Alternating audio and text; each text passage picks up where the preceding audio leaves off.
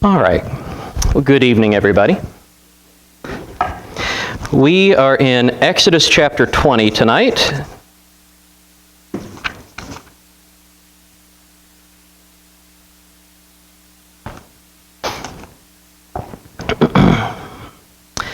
Exodus chapter 20. So we've been considering the mountain. We've been considering Israel encamped around it. We've been considering especially the glory of the Lord that is descended on the mountain, and just the terrifying experience that this is for Israel, and all of the echoes of this that we see throughout Scripture that carry through the rest of the Old Testament into the New Testament. This is not, by the way, the last that we'll see of the terror of the mountain, and there's one more really good prime example out of the New Testament that we're going to save for later. We're going to see some really cool parallels later on in Exodus. But tonight, we're going to get into the Ten Commandments. And what we're going to focus on tonight is we're going to get just kind of the general shape of the law. We're going to get Israel's response to receiving the Ten Commandments. We are not going to dig in too deep into each of the commandments yet, because what I want to do is, after we have finished all of the narrative portions of the law of Moses, then we want to go back and study the laws themselves topically, right? So, we'll go through and whenever it comes to idolatry, we'll study the first and second commandments along with a lot of the other commandments that we find in the law in other places. So we get a good big overview of what the law in total has to say about idolatry, right, and the nature of idolatry. So for now, for the commandments themselves, we're going to keep it kind of surface level, or even what you might call like a 30,000-foot view. Right, just get a really broad overview of the law. So I tell you, any questions or comments before we jump into tonight's text? All right, now let's start in verse 1. God spoke all these words, saying, I am the Lord your God, who brought you out of the land of Egypt, out of the house of slavery. You shall have no other gods before me. You shall not make for yourself a carved image, or any likeness of anything that is in heaven above, or that is in the earth beneath, or that is in the water under the earth. You shall not bow down to them or serve them, for I, the Lord your God, am a jealous God, visiting the iniquity of the fathers on the children to the third and the fourth generation of those who hate me, but showing steadfast love to thousands of those who love me and keep my commandments. You shall not take the name of the Lord your God in vain, for the Lord will not hold him guiltless who takes his name in vain. Remember the Sabbath day to keep it holy. 6 days you shall labor and do all your work, but the seventh day is a Sabbath to the Lord your God. On it you shall not do any work, you or your son or your daughter, your male servant or your female servant, or your livestock, or the sojourner who is within your gates. For in 6 days the Lord made heaven and earth, the sea and all that is in them, and he rested on the seventh day. Therefore the Lord blessed the Sabbath day and made it holy. Honor your father and your mother, that your days may be long in the land that the Lord your God is giving you. You shall not murder. You shall not commit adultery. You shall not steal. You shall not bear false witness against your neighbor. You shall not covet your neighbor's house. You shall not covet your neighbor's wife, or his male servant, or his female servant, or his ox, or his donkey, or anything that is your neighbor's. Now when all the people saw the thunder and the flashes of lightning and the sound of the trumpet and the mountain smoking, the people were afraid and trembled. And they stood far off and said to Moses, You speak to us, and we will listen, but do not let God speak to us, lest we die. Moses said to the people, Do not fear, for God has come to test you, that the fear of him may be before you, and that you may not sin. The people stood far off while Moses drew near to the thick darkness where God was. All right, and we will stop there for now.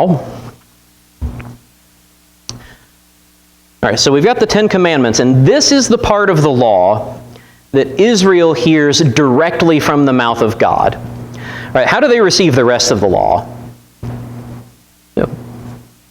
From Moses, yeah. Moses goes up on the mountain. God gives him the law. Moses brings it down and presents it to the people. But the Ten Commandments, they hear directly out of the mouth of God. Excuse me. And as we saw at the end of our reading there, the experience terrifies them. Right? It's something that is too much for them to bear. All right, but we'll come to that in just a minute. Let's look at the commandments themselves.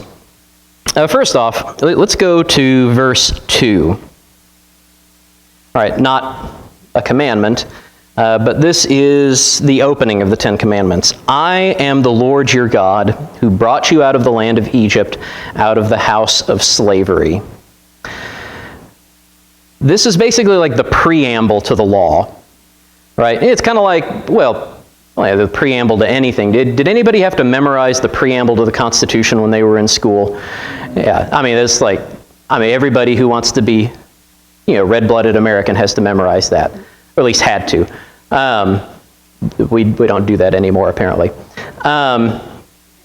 They don't teach history, they don't teach civics. But this is the preamble to the law. Yeah. Everything else that we read in the law is predicated on this fact. Right? Everything is based on this. I am the Lord your God, who brought you out of the land of Egypt, out of the house of slavery. So, if you're reading the law and you've got, that smart aleck inclination to you to just ask why at the end of every commandment. Do this. Why? Don't do that. Why? The answer is given right here. All right, the first reason is merely by virtue of who God is. I am the Lord your God. All right, you do it because of who I am. Right? And there's a lot bound up into that, right? You do this because I'm holy, right? You're going to be holy like I'm holy. We're going to read that later in the law. You do this because, I kind of made the whole universe, including you, and you're going to do what I tell you to do. But he gives us maybe some more concrete and specific reasons after that. I'm the Lord your God who brought you out of the land of Egypt, out of the house of slavery. Right? In other words, I rescued you. Right? And for that reason, right, you should listen to what I say.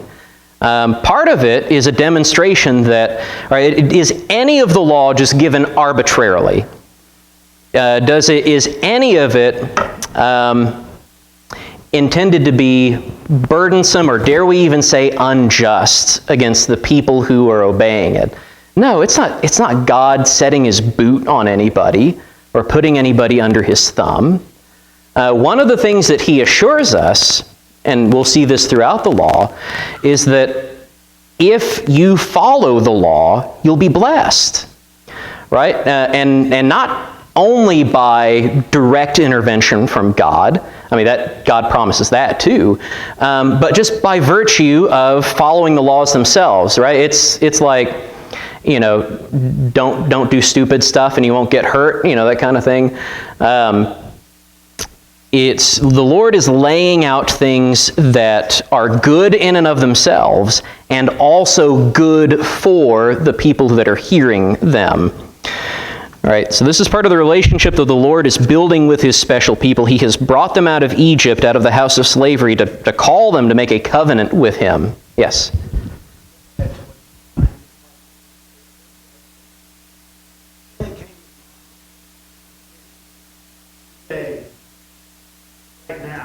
Mm-hmm.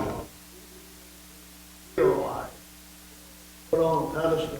Mm-hmm. Someone who they pulled us out of the car, Uh-huh. You know, they come to our rescue, responders.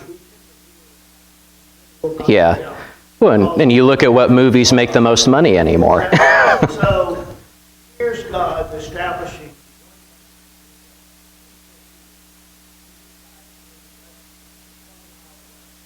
Mm-hmm. You know, he's all around burning house. Yeah. So you ought to have that much respect. At least, yeah. Yeah. This is kind of foreshadowing. Yeah. No, this does foreshadow something that's going to happen, but go ahead. Oh, yeah. Mm-hmm. Yeah. So we ought to have respect for it as much as what he did for us. Right. Like the Lord's Son. Yeah. Yeah, the modern parallel is, they're physically enslaved in Egypt, and we are enslaved to sin, and God delivers his people from both kinds of enslavement. So yeah, there's definitely a messianic foreshadowing here. There's also a closer foreshadowing that I don't want to spoil until we get there. But we'll just see how well this sticks with Israel. Right? This is the reason. I'm the Lord your God who brought you out of the land of Egypt, out of the house of slavery. We'll see how long Israel appreciates that fact. I'll give you a hint. It's not going to be very long. All right. But let's get to the commandments themselves. All right. And you've probably noticed as you've read through the Ten Commandments before that there's quite a variety of things going on just in the Ten Commandments. But you can basically kind of split them into, honestly, even maybe just two different kinds of law. Right? Do you see any laws in the Ten Commandments that just kind of seem like they naturally fit together? Right? Like they're consistent with each other? Okay, the first three. Look at the first three. There's the three. Mm-hmm. Number for God, God, Father, Son, Holy Spirit, and perfection. Mm-hmm. Or in the three, yeah. we have both religious, social, worldly. Yeah. Yeah, the numerology is perhaps there. But look at the first three commandments. Yeah, you shall have no other gods before me. You shall not make a graven image. You shall not take the name of the Lord your God in vain. Right? All three of those laws pertain to divine worship, right? The way that we treat God. Right? This is how you treat God properly. Don't worship anybody else. Don't make any carved images, either of the Lord or of anybody else. Right? So don't engage in any kind of idolatry, in other words. Right? Whether we're talking, a physical idol where you actually have a statue that you're bowing down and worshiping to, or any other kind of idol. And think about that, by the way, that if idolatry was just the worship of these graven images, we wouldn't need the first commandment, would we? Right? That's kind of contained in the second commandment. You look at the second commandment in verse 4. You shall not make for yourself a carved image, or any likeness of anything that is in heaven above, or that is in the earth beneath, or that is in the water under the earth. You shall not bow down to them or serve them. For I, the Lord your God, am a jealous God. Right? You're not supposed to worship anything else. Right? But that's whether we're talking something physical or something spiritual. Right? You're not going to worship nature. You're not going to worship the animals. You're not going to worship a statue representing one of the false gods. But at the same time, you don't have to have something physical to be an idolater. Right? You can worship status. You can worship power. You can worship money. You can worship all kinds of idols that you don't actually have a shrine set up to in your house. Although, I think in practice, if a lot of people really sat down and thought about it for a minute, they would probably find shrines to their idols in their houses. Right? Like, in modern American practice, we tend to be very materialistic, right? People tend to worship money and to worship entertainment. And it's so kind of baked into our culture that it's hard to get away from. And whenever I give this example, I don't mean to step on anybody's toes or anything, because I'm pretty sure we have this in everybody's house. But you walk into somebody's living room. What takes center stage in the living room? What is everything in the room oriented toward? What is the shrine in the living room? It's a shrine, y'all. And our time in control. We sit before it and we make our offering to it. And again, I don't want to step on anybody's toes with that, but at the same time, you do need to think about the relationship that you have with your television. I think in a lot of American households, unbelieving American households especially, there's a direct correspondence between materialistic idolatry and the TV shrine in the house, right? They may not be bowing down before the TV, they may not be burning incense before the TV, but they're worshiping it. Mm-hmm.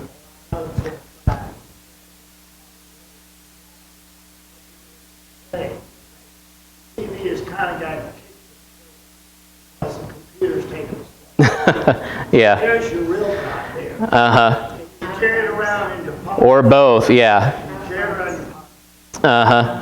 Yep. Actually, that makes me think of if any of you read Moby Dick, back in high school or college or whatever. You might remember Queequeg, the pagan. He carried around his little idol in his pocket. But I had never made that connection before with the iPhone. Now it's gonna. You've gone and done it, Wayne. Yes. So, but yeah, you look at all of these laws. These first 3 laws, they pertain to the way we treat God. Don't worship anybody else, and make sure that you treat God with respect. You shall not take the name of the Lord your God in vain, for the Lord will not hold him guiltless who takes his name in vain. All right, and the specific applications of this are varied, right? But this is something that I think we've got a pretty healthy respect for. At least in Christian culture, because we're so invested in not taking the name of the Lord in vain that in our Hebrew Bibles in the Old Testament, we don't even write the name of the Lord down, right? Instead, we provide the word Lord, which, again, you see it if you're looking in your Bibles and you see the Lord in all caps. That's a placeholder for the name of God. So instead of your Bible showing you the name of God, it's instead being respectful, being careful with the name of God, and just presenting you with the Lord, right? Which is why, or like David in the Tree of Life version, why it always says Adonai. It just means the Lord. And you see that carried through in other ways as well. All right, but it's all about how you treat God. Then you'll notice kind of a pivot starting in verse 8. All right, the Sabbath has to do with the way that we treat God, but it also has some other implications to it as well. We'll come back to the Sabbath, because again, this is kind of the hinge of the law. And what's funny is that we treat it like the least important part of the 10 Commandments, when it's really like the center of the 10 Commandments. Yeah. Which the rest of the law is upon rest. Yeah. Well, this is where the divine aspect comes together with more like the physical, social aspect. So you look at the commandments following the Sabbath commandment, the commandments 5 and forward. Verse 12, honor your father and your mother, that your days may be long in the land that the Lord your God is giving you.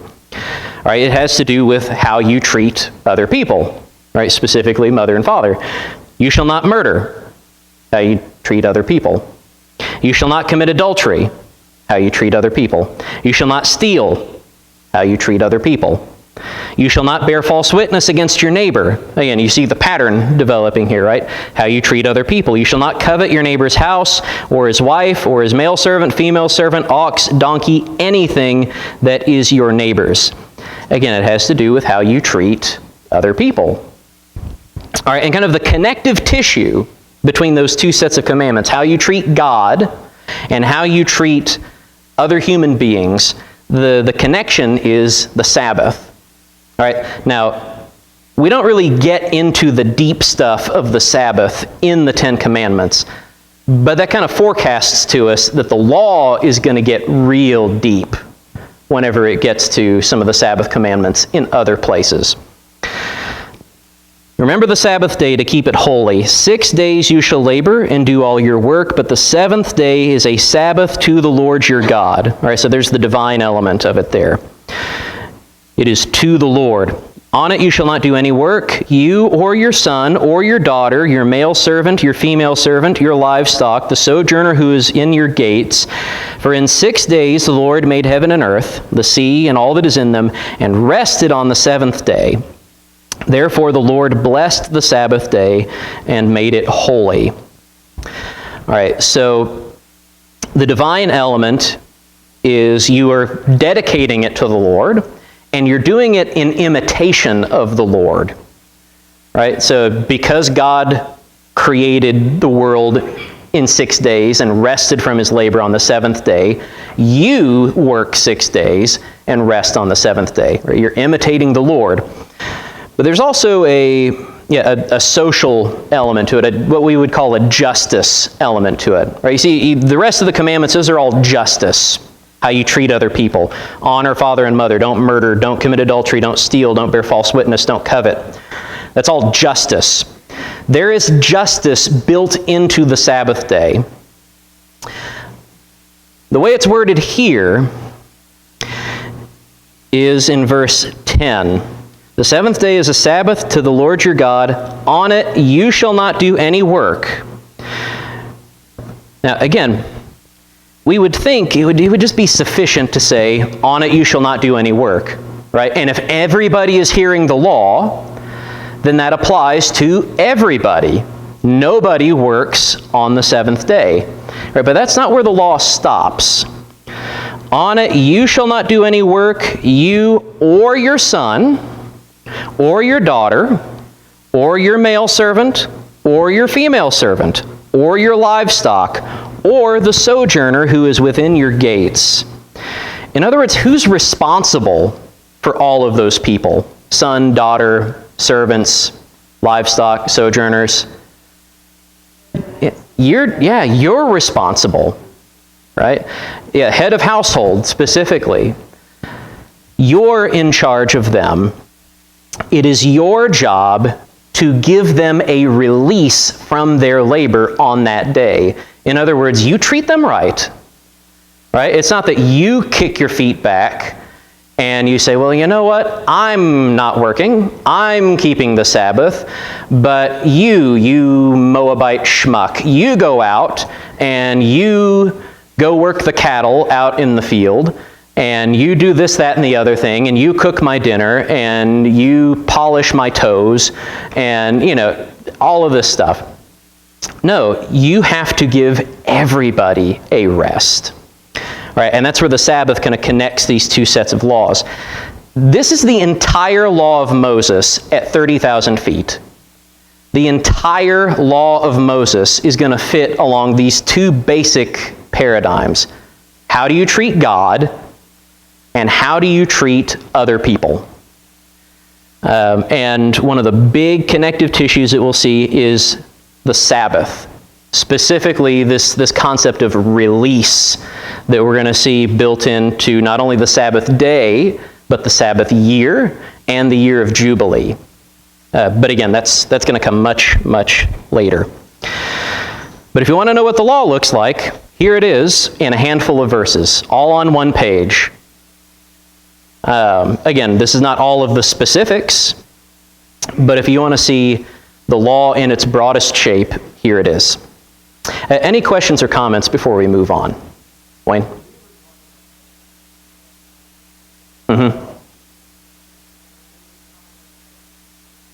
we have always held on to that idea of Sabbath. So even back before 7-Eleven, everybody took off on it. We always called it a week. Yeah. Saturday was the Sabbath. Sunday became Christian.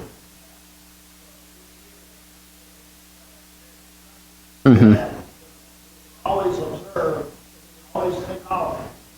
Walk down the street, there was nothing else. You couldn't go buy anything. Back then, they rolled the carpet up. Yeah. Shut down. You had to stay at home. Yeah. Yeah. And think about how this plays out even today. All right? So we've said that the Sabbath is kind of the sadly neglected part of the law. There are certain places, like where I grew up hearing that the Sabbath is the one commandment out of the 10 commandments that you do not see repeated in the New Testament. And it's totally in the New Testament. I mean, when we go and study the Sabbath, like as a topic, we'll look at all the places where it's in the New Testament as a Christian principle, right? Not that we are keeping Saturday as the mandatory day off, like it was under the law of Moses, but the principle of Sabbath is still there. By the way, it is still something that people appreciate today. It is still a time of release. Think about this for a second. All right. Think about kids that are working in fast food. You got a lot of options to work in fast food. None of them are all that appealing, right? Who would want to go work for McDonald's or Wendy's or Burger King or like any fast food restaurant? All right. Generally, the pay is not good. The conditions are pretty bad. The labor can be pretty intensive. And your schedule is all over the place. Did anybody grow up working that kind of job, like in retail or fast food, where you could get scheduled at like literally any time? It's something that has gotten really, really bad today because there's no respect for Sunday. Except for, all right, if you're a kid working fast food, what restaurant do you want to work for? Chick-fil-A. Do you think that,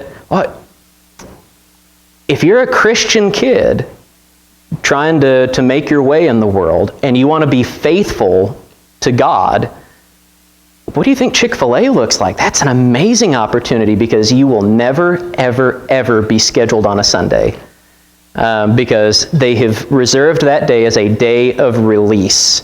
You don't have to work that day. Go to church. Now, they don't tell you, hey, you have to go to church. But that's what it's there for. That's why. Yeah, that's why they don't. So they can go to church. Yeah, exactly. Yeah, it is very, very purposeful. Absolutely. Absolutely. Yeah. So again, we see the ripples of this even down to the current day. All right. So the result of this, the end of our passage, the end of our reading, when the people saw the thunder and the flashes of lightning, in verse 18, and the sound of the trumpet and the mountains smoking, the people were afraid and they trembled and they stood far off and said to Moses, "You speak to us and we will listen, but do not let God speak to us lest we die." All right, so the Lord and His law are too much for the people to receive directly. What they require is an intercessor, a go-between between God and man. And this should be sounding pretty familiar, right? This is a really early and strong type of Christ, right? Where Moses is shown as a type of Christ. There's going to be all kinds of comparisons between Moses and Jesus. This is a really, really strong one. Somebody to stand between God and man. In this case, because God's glory is too great.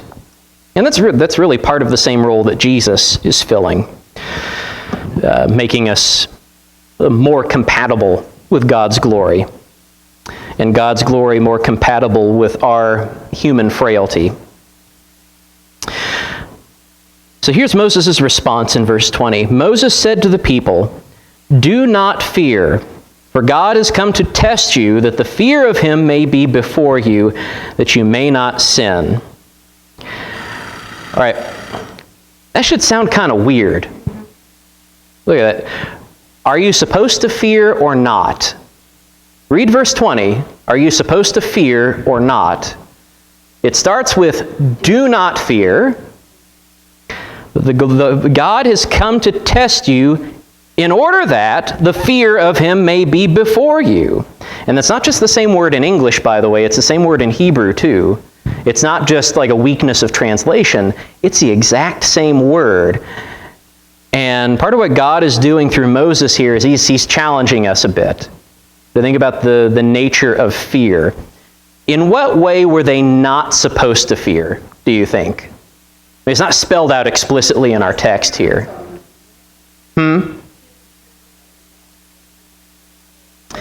All right, so there's dread, there's terror, just at the appearance and the sound of God.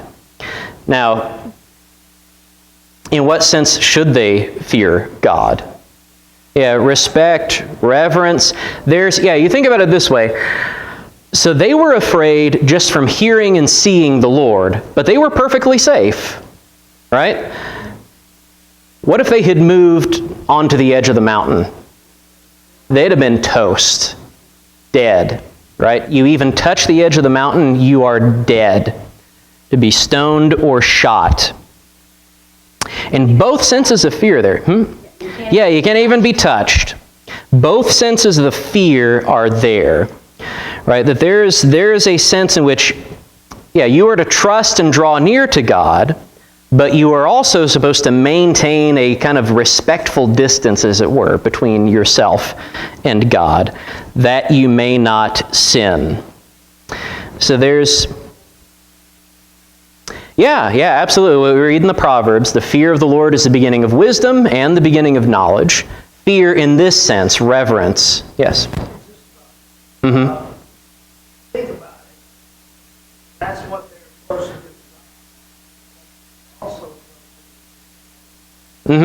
Yeah, we'll see that play out in a lot of significant ways throughout the law.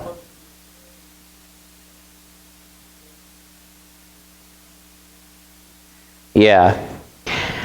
And kind of the way that this sets up, I mean, if we want to visualize it, so you've got God, and you've got, let's, just for the sake of our own,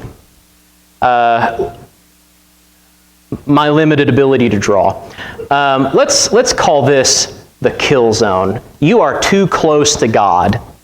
You are not maintaining a respectful distance between you and God. You have become too familiar with God, right? In Israel's case, it's going up on the mountain, right? It is taking the Lord's name in vain, being too familiar with his name, right? It's all kinds of things. But then back over here, there's kind of a space where you've gone like too far, right? God says, don't fear. In other words, there's a sense in which you can draw back too much.